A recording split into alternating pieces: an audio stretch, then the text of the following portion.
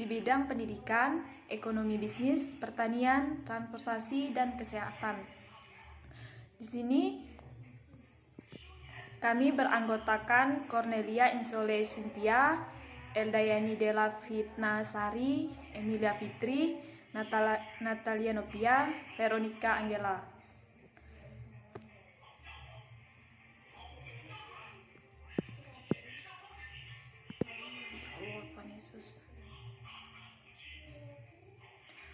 Langsung pada sistem penerapan informasi di bidang pendidikan, yaitu adalah sebagai alat atau sarana pelayanan informasi baik komunikasi, kinerja, dan efektivitas kerja tim dalam perencanaan, pengorganisasian, dan pengawasan yang terangkai pada sebuah jaringan yang saling terhubung dan bekerja sama untuk mencapai sebuah tujuan dari lembaga pendidikan. Sistem informasi bidang pendidikan merupakan perpaduan antara sumber daya manusia dan aplikasi teknologi informasi untuk memilih, menyimpan, mengolah, dan mengambil kembali data dalam rangka mendukung kembali proses pengambilan keputusan bidang pendidikan. Data-data tersebut adalah data empiris atau fakta sebenarnya yang benar-benar ada dan dapat dipertanggungjawabkan sebenarnya.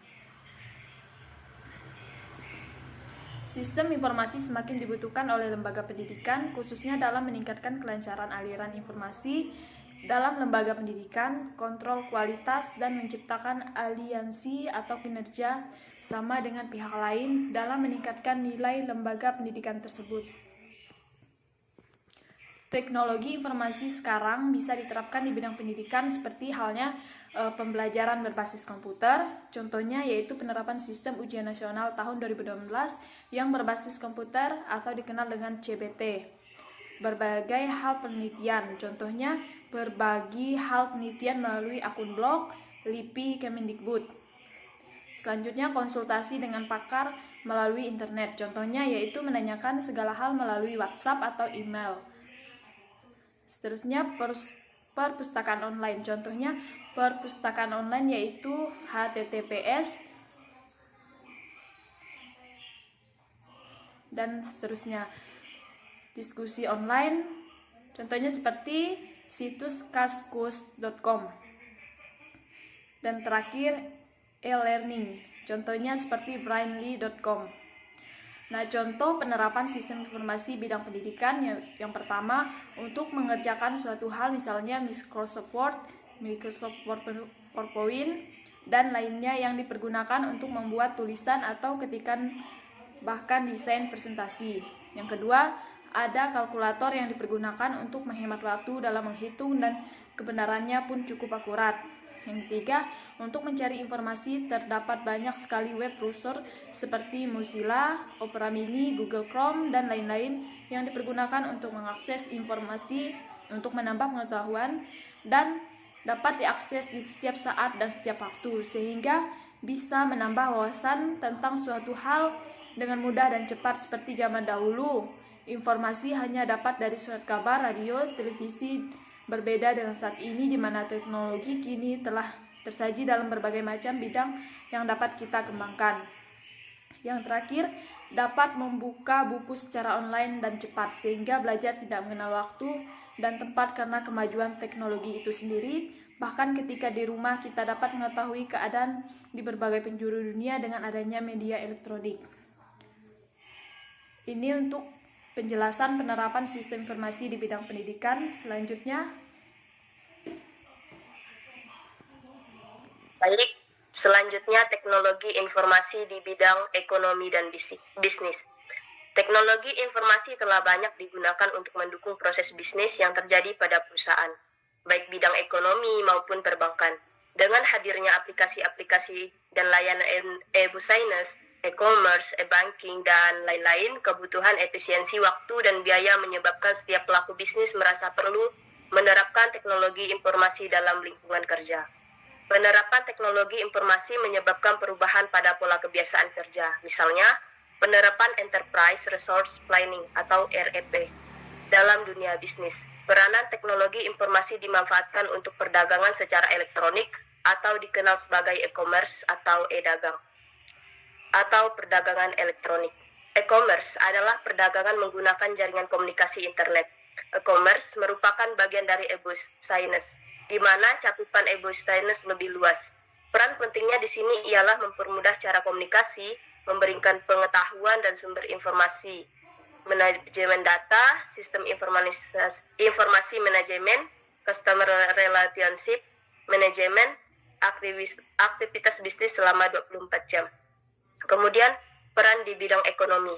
Saat sekarang ini, jarak dan waktu bukanlah sebagai masalah yang berarti untuk mendukung pertumbuhan ekonomi. Berbagai aplikasi tercipta untuk memfasilitasinya. Perkembangan teknologi juga membawa pengaruh yang signifikan dalam kegiatan ekonomi dan bisnis. Semakin tinggi perkembangan teknologi informasi, maka semakin tinggi pula pertumbuhan ekonomi negara tersebut. Namun, perkembangan teknologi informasi ini juga memiliki sisi negatif, di mana banyak penyalahgunaan teknologi dalam melakukan tindak kriminal. Pertama, e-banking. Didefinisikan sebagai penghantaran otomatis jasa dan produk bank secara langsung kepada nasabah melalui elektronik. Saluran komunikasi interaktif. Nasabah dapat mengakses e-banking melalui piranti pintar elektronik seperti komputer atau PC, PDA, ATM atau telepon. Kedua, e-commerce. E-commerce adalah penyebaran pembelian, penjualan, pemasaran barang dan jasa melalui sistem elektronik seperti internet atau televisi, www atau jaringan komputer lainnya. E-commerce dapat melibatkan transfer dana elektronik, pertukaran data elektronik, sistem manajemen inventory otomatis, dan sistem pengumpulan data otomatis. Dampak positif teknologi. Informasi dalam bidang ekonomi, yaitu teknologi yang berkembang pasti pesat, baik teknologi informasi komunikasi maupun transportasi, sehingga orang dapat berhubungan melewati batas-batas negara. Dampak negatif teknologi informasi dalam bidang ekonomi. Beberapa dampak negatif dari teknologi informasi dan komunikasi di bidang ekonomi yaitu dengan mudahnya melakukan transaksi di internet, menyebabkan akan semakin memudahkan pula transaksi yang dilarang seperti transaksi barang selundupan atau transaksi narkoba. Hal yang sering terjadi adalah pembobolan rekening suatu lembaga atau perorangan yang mengakibatkan kerugian finansial yang besar.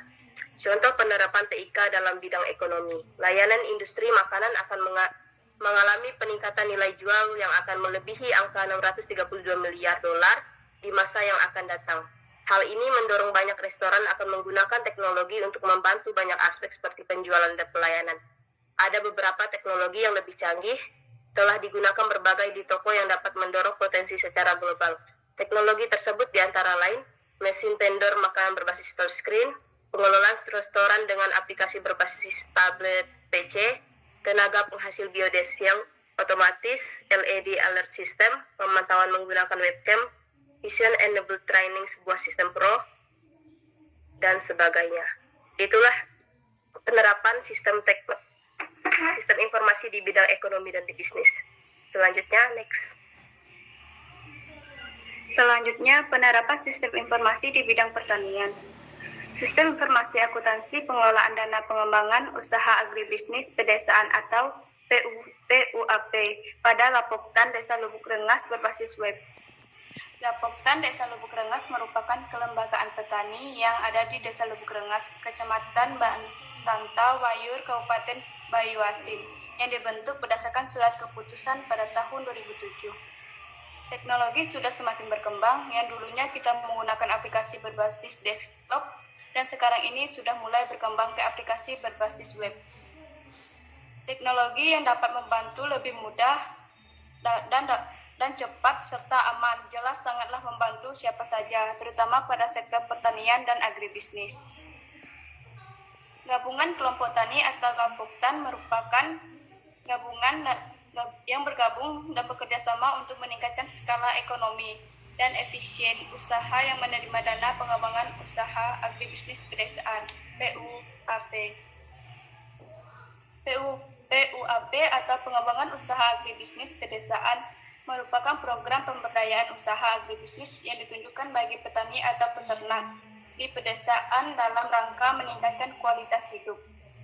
Data dalam sistem informasi berbasis web ini sangat banyak menyajikan berbagai macam informasi data yang ada baik proses maupun laporan serta database, seperti informasi data anggota dan adanya database yang digunakan yaitu tabel pengguna, tabel anggota, tabel alat, tabel barang, tabel kegiatan, tabel pinjaman, tabel RDKK, tabel sewa, tabel simpanan, tabel angsuran, dan tabel penarikan.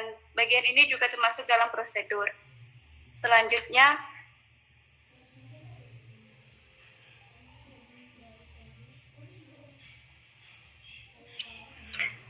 transportasi adalah pemindahan manusia atau barang dari satu tempat ke tempat lainnya dengan menggunakan sebuah kendaraan yang digerakkan oleh mesin atau manusia. Transportasi digunakan untuk memindahkan manusia dalam melakukan aktivitas sehari-hari.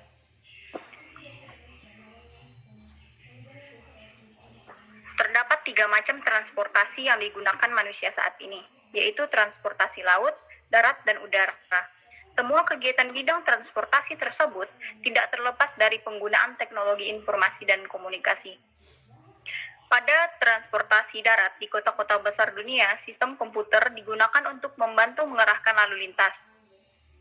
Sistem navigasi kapal, sistem komputer yang ada di ruang pilot digunakan untuk mengendalikan pesawat, mulai dari lepas landas, saat terbang, sampai pendaratan. Untuk transportasi darat, ada berbagai aplikasi yang digunakan oleh manusia saat ini atau masyarakat saat ini. Contohnya Gojek yang dijalankan melalui aplikasi layaknya ojek konvensional, namun yang membedakan adalah komunikasinya. Next.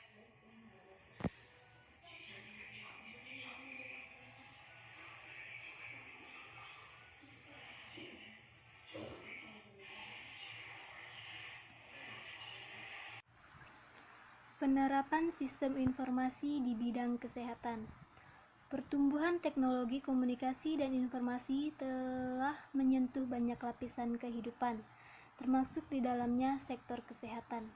Kehadiran dan kemajuan teknologi komputer dan teknologi informasi saat ini telah membawa manfaat yang luar biasa dalam menghadirkan informasi dan memberikan sarana komunikasi yang efektif dan efisien. Maka, pengembangan e-health merupakan salah satu bentuk peningkatan pelayanan kesehatan kepada masyarakat. Dalam berbagai hal, e-health dapat meningkatkan akses ke pelayanan kesehatan dan meningkatkan kualitas dan efektivitas dari pelayanan yang diberikan. Aplikasi atau solusi e-health meliputi produk, sistem, dan pelayanan yang menjadi lebih sederhana dengan aplikasi berbasis internet. E-health meliputi aplikasi untuk para profesional dan otoritas kesehatan yang lebih baik daripada sistem kesehatan pribadi untuk masyarakat dan pasien. Sistem informasi manajemen rumah sakit adalah sistem komputerisasi yang memproses dan mengintegrasikan seluruh alur proses bisnis layanan kesehatan dalam bentuk jaringan koordinasi, pelaporan, dan prosedur administrasi untuk memperoleh informasi secara cepat, tepat, dan akurat. Sebuah sistem informasi rumah sakit idealnya mencakup integrasi fungsi-fungsi klinikal atau medis, keuangan, serta manajemen yang nantinya merupakan subsistem dari sebuah sistem informasi rumah sakit. Subsistem ini merupakan unsur dari sistem informasi rumah sakit yang tugasnya menyiapkan informasi berdasarkan fungsi-fungsi yang ada untuk menyederhanakan pelayanan dan suatu rumah sakit. Beberapa manfaat yang dapat dirasakan pada penerapan sistem informasi manajemen rumah sakit adalah kecepatan penyelesaian pekerjaan-pekerjaan administrasi. Manfaat teknologi di bidang kesehatan. Yang pertama, memudahkan pasien. Kedua, mempersingkat waktu tunggu pasien. Ketiga, mempermudah dokter dan tenaga medis lainnya dalam menolong pasien. Keempat, meningkatkan derajat kesehatan pasien. Kelima, menyimpan dan perawatan data menjadi lebih mudah. Keenam, membuat alur kerja menjadi lebih sederhana. Ketujuh, pemasaran. Kedelapan, monitoring secara online. 9, menjangkau pasien lebih luas. Dan 10, mencegah penularan penyakit. Sistem informasi dapat meningkatkan kualitas pelayanan. Yang pertama, sistem informasi dapat menjaga standar praktek medis yang baik dan benar. Kedua, sistem informasi dapat menjadi alat koordinasi